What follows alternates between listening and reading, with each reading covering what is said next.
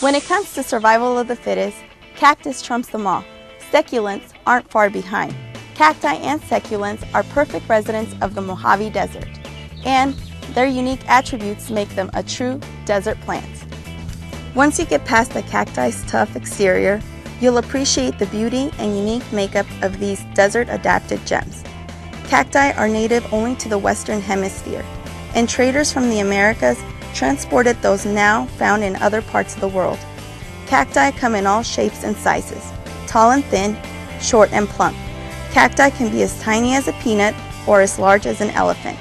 Some species flower at night, while others feature colorful spines.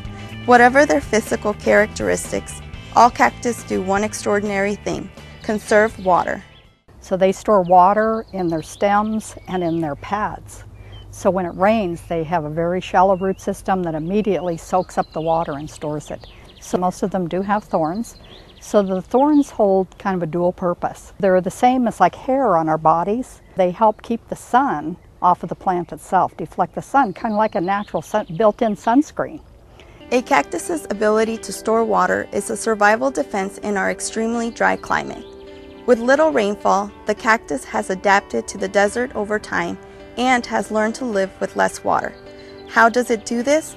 Its waxy skin covers the stem and seals in the plant's moisture. The water-absorbing, spongy inner tissue expands to store the abundance of water when it rains. Cacti go dormant in the winter and use very little water until spring arrives. Then they grow and plump up again. The cacti's natural water-conservative traits make it the desert's toughest plant and a great addition to any valley landscape. They are very exciting plants. I mean, just look around you here. They come in various sizes, heights, widths. Some are very compact and tight like an artichoke, and some are big, wide, and sprawling. So they work really well grouped together, or they even have sometimes more drama when it's just the one cacti. So once you get them into the ground and they've established themselves, they take very little care.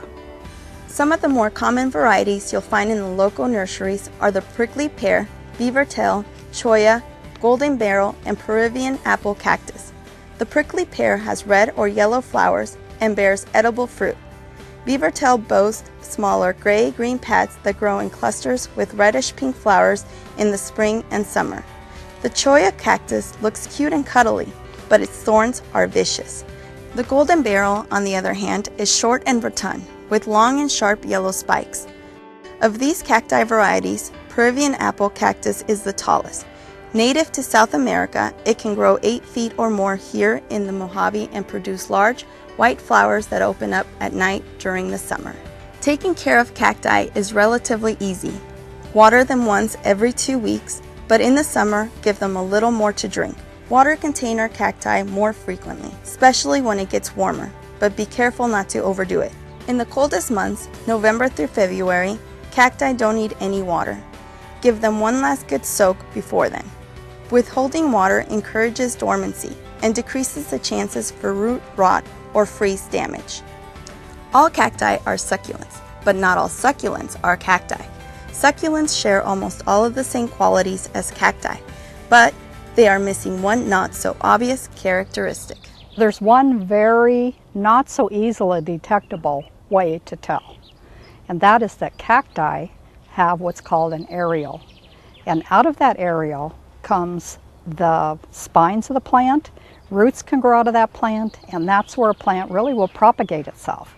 Cacti will propagate itself. On the other hand, with yuccas and other types of succulents, the spine comes directly out of the body of the plant.